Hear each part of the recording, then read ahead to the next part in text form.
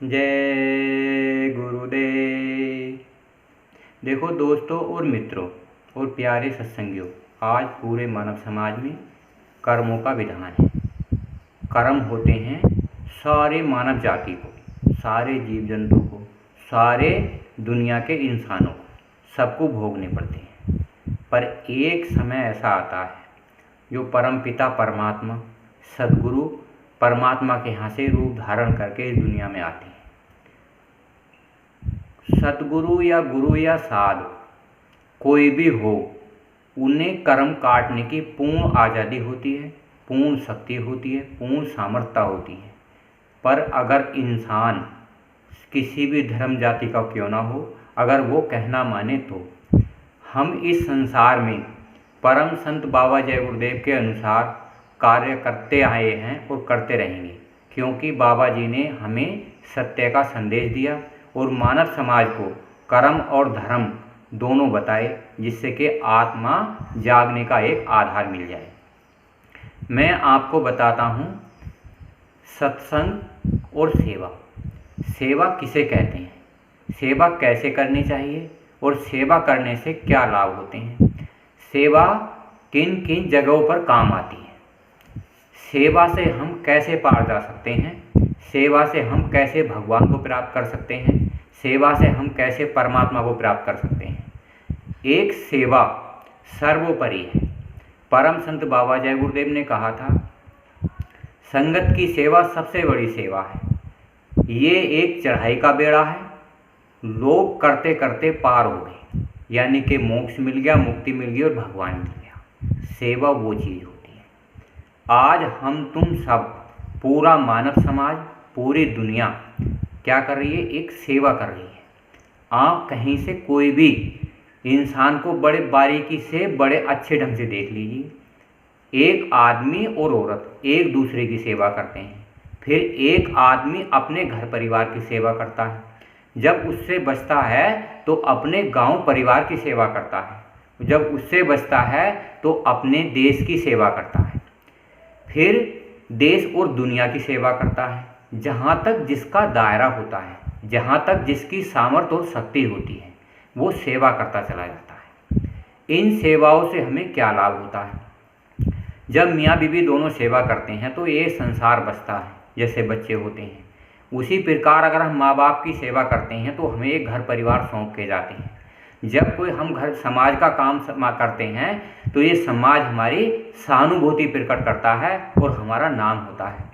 अगर हम अपने प्रदेश का नाम करना चाहते हैं तो हम मानव समाज के कल्याण का काम करते हैं, जिससे कि हमारी एक नई पहचान होती है। उसी प्रकार जब हम देश का काम करते हैं तो इस पूरा देश हमारे नाम की चर्चाएं करता है कि वो इंसान बहुत अच्छा और बहुत सामर्थ्यवान है। इनमें भी दो कर्म होते हैं, एक अच्छा कर्म होता है और एक बुरा कर्म होता है। दोनों को करने के लिए इंसान के अंदर एक स्वयं भगवान की तरफ से एक आज़ादी होती है। अगर हम अच्छा कर्म करते हैं तो समाज हमारी प्रतिष्ठा करता है, प्रशंसा करता है, और अगर हम बुरा काम करते हैं तो यही मानव समाज, यही घर परिवार, ये देश व दुनिया हमारी बुराई करते हैं। इसी प्रकार से सेवा का तीसरा उद्देश्य होता है हमारे और तुम्हारे सबके अंदर के जो महात्मा आते हैं भगवान और परमात्मा का संदेश लेकर इस दुनिया में, उन्हें बताया जाता है कि तुम सत्य का काम करो, ना तो झूठ का काम करना है और ना ही अच्छे का काम करना है, यानी कि बुरा और अच्छे का दोनों काम नहीं करने हैं। तो क्या काम करना है? सत्संग का काम, सेवा का काम।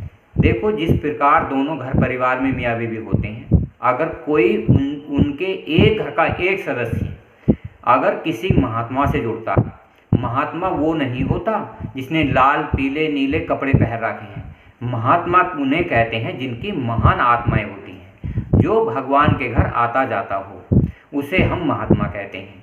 संत उसे कहते हैं जो सतलोक आता जाता हो, और सद्गुरु उसे कहते हैं जहाँ से आत्मा बनी है और जहाँ तक जाएगी उसका अंडखंड भेद जानता हो। गुरु उसे कहते हैं जो अंधकार प्रकाश को दोनों को बता सकता है, और साध उसे कहते हैं जो साधना करता है और साधना अपनी करता है और दूसरों को साधना बताता चलता है। इसी प्रकार पूरे मानव समाज में अगर किसी घर के इंसान को ये पता चल जाए कि हमें साधु की संगत करनी चाहिए, साधु की संगत करने से हमें अच्छाई और बुराई में फर्क नज़र आता है। जिस प्रकार से हम अपने घर परिवार में रहते हैं, हमारा संबंध घर परिवार के माँ बहन बहू बेटी दोस्त मित्र या रिश्तेदार होते हैं, पर हमारी जो सेवा होती है सबके प्रति अलग अलग दायरे में होती है।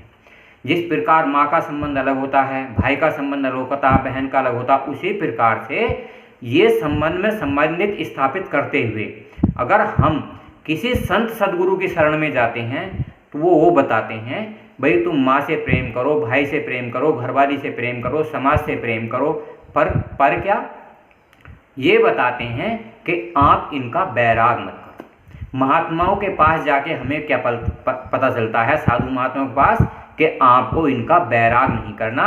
और साधु महात्मा कहते हैं साफ स्पष्ट, ये संसार तुम्हारा नहीं है, ना तुम इसके हो। आज हम और तुम इस संसार में हैं, कभी पहले और जीव संसार में थे, उसके बाद और आएंगे, राजा महाराजा थे उससे पहले, ये संसार चलता जाता है। तो इसी संसार में हमें रहते हुए अपने घर परिवार समाज की रक्षा करते हुए, सुरक्षा करते हुए हमें 1 घंटे का समय उस परमपिता परमात्मा को देना चाहिए जो सबका सृजनहार है, सभी धर्मों का, सभी जातियों का, सभी मजहबों का सृजनहार है, जो एक है, कुल मालिक है। अगर उसके लिए हम किसी महापुरुष की शरण में जाकर 1 घंटा सुबह और 1 घंटा शाम साधना करेंगे, किसकी? साधु की संगत में। साधु वो होता है जो भगवान और परमात्मा को दिखा देता है। युक्ति से मुक्ति है, युक्ति से ही मनुष्य शरीर के अंदर भगवान और परमात्मा को पाया जा सकता है और अपने अंदर जो भी बीमारी हैं उन्हें खत्म कर सकता है। पर कहाँ खत्म कर सकता है? किसी साधु की संगत में, जो साधना करता हो, जिसने भगवान और परमात्मा देखा हो। अगर जिसने भगवान और परमात्मा नहीं देखा, लाल पीले नीले कपड़े पहन रखे हैं, किसी धार्मिक ग्रंथ का ज्ञान दे रहा है, तो उससे आपको भगवान परमात्मा और शरीर निरोगी तो हो सकता है, क्योंकि ये प्रकृति की जो चीज़ हैं, ऐसी ऐसी जीव हैं हमारे तुम्हारे लाभ हितकारी कि वो निरोगी शरीर को बना देते हैं। जिस प्रकार एक संसार में फल होता है धतूरे का, अगर उसे दवाई के रूप में लिया जाए तो बड़ा लाभकारी है, अगर उसे ज़्यादा इस्तेमाल करा जाए तो ये मनुष्य शरीर पागल हो जाता है। किसी वैद्य के अनुसार हम शरीर को तो निरोगी कर सकते हैं, पर हम अपने मन को और आत्मा को निरोगी नहीं कर सकते। आज भगवान परमात्मा पूरे मानव समाज में हमारे लिए ये सोचना चाहिए, हमें ये अनिवार्य क्यों है, हम भगवान का भजन क्यों करें, हम भगवान का सुमरन क्यों करें, हम उसकी याद क्यों करें, ये हमारे लिए क्यों अनिवार्य है। तो हमें ये सोचना चाहिए, जिस प्रकार शरीर के लिए भोजन जरूरी है, उसी प्रकार मन के लिए सुमरन जरूरी है। मन जब सुमरन करता है भगवान और परमात्मा का, तो जिस प्रकार इस संसार में इस शरीर का एक घर है, और वो घर आंधी तूफान जितने भी मौसम बदलते हैं वो हमारी रक्षा करता है, उसी प्रकार ये मन का एक घर है। ये 3 लोक के ऊपर जो निरंजन भगवान हैं उनका ये तत्व है। जब मन अपने घर जाकर बैठ जाता है तो इस मन का भोजन वहाँ मिल जाता है और ये तृप्त हो जाता है। जिस प्रकार शरीर भोजन खाकर वो तृप्त हो जाता है, उसी प्रकार ये मन तृप्त हो जाता है। आत्मा कहती है कि मैं वहाँ जाऊँगी जहाँ मेरा धाम है, अजर और अमर, रूप अविनाशी, जहाँ इस आत्मा का रूप अविनाशी है, कभी खत्म ना होने वाला। तो महात्मा कहते हैं आप भजन करिए। भजन, अगर आप किसी साधु महात्मा की संगत में जाकर उससे युक्ति द्वारा भजन करोगे, भजन कोई गाने बजाने का नाम नहीं, भजन केवल एकमात्र है आत्मा की आवाज़ को सुनना। शब्द स्वरूपी संग है कभी न होते दूर, और धीरज रखिए मन में दिखेगा सतनूर।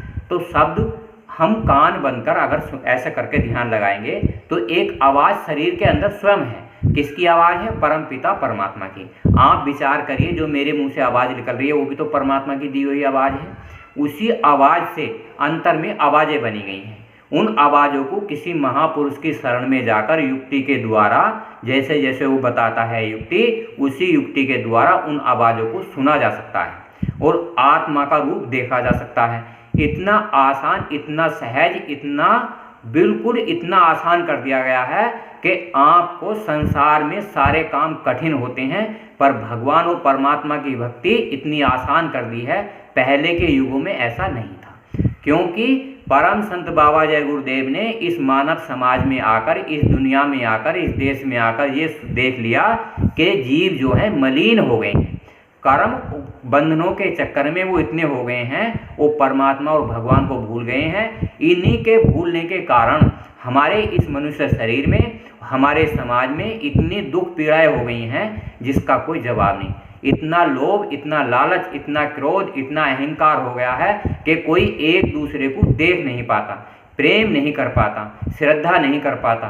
तो आज हम तुम इतने कर्मों के कारण इतने दुखित हो गए हैं। आज पूरे मानव इतिहास में मानव ने ऐसे ऐसे बम, तोप, गोले बनाए हैं जो इंसान का पलक झपकते ही सफाया कर देंगे। कर्मों की बाबा जी ने कहा, न तीर न तलवार से, अरे बंदे तू जाएगा तो कर्मों की तलवार से। तो ऐसे कर्मों की तलवार आपके लिए आएगी कि आप ऐसा भूकंप, बाबा जी ने बताया है, इस धरती पर आएगा कि 20 करोड़ नर नारियों का वारा न्यारा हो जाएगा। तो उसमें आपको बचाने के लिए जय गुरुदेव नाम का सुमरन, साध की संगत करनी चाहिए।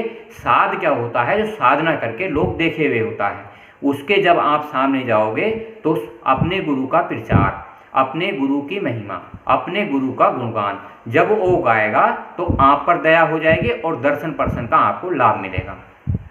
क्योंकि एक इंसान को पार कर देता है, पर वो इंसान ऐसा होना चाहिए जिसने भगवान और परमात्मा देखा हो। आज पूरे मानव समाज में, पूरे देश और दुनिया में इतनी भयानक बीमारियां आ रही हैं। ये बीमारियां आज कोई बताई हैं? ये तो बहुत पहले से, राम के ज़माने में, कृष्ण के ज़माने में, मोहम्मद साहब, गुरु गोविंद साहब, ये जितने भी संत महापुरुष हुए, कबीर दास, सूरदास ने कहा, रे मन धीरज क्यों ना धरे, संबत 2000 के ऊपर ऐसा योग पड़े, पूरब पश्चिम उत्तर दक्षिण चारों तरफ काल फिरे, और काल जाल से वही बचेगा जो गुरु का ध्यान धरे। सूरदास की यह लीला टाले न टले। देखो, सूरदास ने कहा, मोहम्मद साहब कह गए, कबीर दास ने कहा, राम कह गए, कृष्ण कह गए। तो आप इनकी सबकी बात नहीं मानोगे और अपने मनगढ़ंत कहानी करते रहोगे तो आने वाला समय ऐसा आने वाला है कि बाबा जी ने भी कहा है, कलयुग केवल नाम आधारा और सुमर सुमर नर उतरे ही पारा। आपको नाम का आधार पकड़ना ही पड़ेगा। बाबा जी ने कहा था, जय गुरुदेव नाम आप कुछ तो खुशी खुशी बदल जाएंगे। सन 18 मई 2012 से पहले जितने नामदान मिल गया वो खुशी खुशी बदल गए। 2012 के बाद बाबा जी ने कहा, अब होके तंग बदल जाएंगे। जब आपको इस समाज, इस देश में, दुनिया में कोई आधार नहीं मिलेगा, बीमारी आपको त्राही त्राही करने लगेंगी, तब उस भगवान और परमात्मा की आप खोज करना शुरू कर दोगे। परम संत बाबा जय गुरुदेव की जितनी भी भविष्यवाणी है, आप गौर करके देखोगे उनकी भविष्यवाणियों को, उनकी किताब और पत्रिकाओं को, उनके सारे चरित्र को, तब आपकी समझ में आएगा साध की संगत करना बड़ा ही अनिवार्य है। क्योंकि साधना करते हुए परम संत बाबा जय गुरुदेव ने साध के साथ रहने के लिए खुली और स्पष्ट बात बताई है। एक घड़ी आधी घड़ी, आधी में पुण्याद, और तुलसी संगत साध की हटे कोट अपराध, यानी कि साध की संगत में आपके कोटि अपराध हर लिए जाएंगे। देखो दोस्तों, सेवा, घर परिवार और समाज की सेवा हमें जरूर करनी चाहिए, केवल सदगुरु के, गुरु के अधीन होकर। तो हमें लड़ाई झगड़े, तोड़ फोड़, आंदोलन, हम इनसे सबसे बच जाते हैं। प्रेम तो सबसे करते हैं, कार्य वही सेम करते हैं जो पहले करते हैं, पर हमारे मन में डर, भय और चिंता नहीं रहती। जब हमें डर, भय और चिंता नहीं रहेगी तो हमारा ये शरीर स्वस्थ रहेगा, हमारा ये मन स्वस्थ रहेगा और हमारी ये आत्मा स्वस्थ रहेगा, निर्मल और निरोगी रहेगी। हम भगवान के घर आएंगे जाएंगे, परमात्मा के घर आएंगे जाएंगे, ये बहुत सहज है। देखो दोस्तों और मित्रों, आप मेरी इन वीडियो को लाइक कीजिए, शेयर कीजिए, सब्सक्राइब कीजिए, सबको बताइए, जिससे कि जो भी इन वीडियो को देखेगा उससे अपार शांति मिलेगी, लाभ होगा और सच्चा ज्ञान मिलेगा। सच बराबर तप नहीं, झूठ बराबर पाप, और जिसके हृदय साच है उसके हृदय आप। जय गुरुदेव।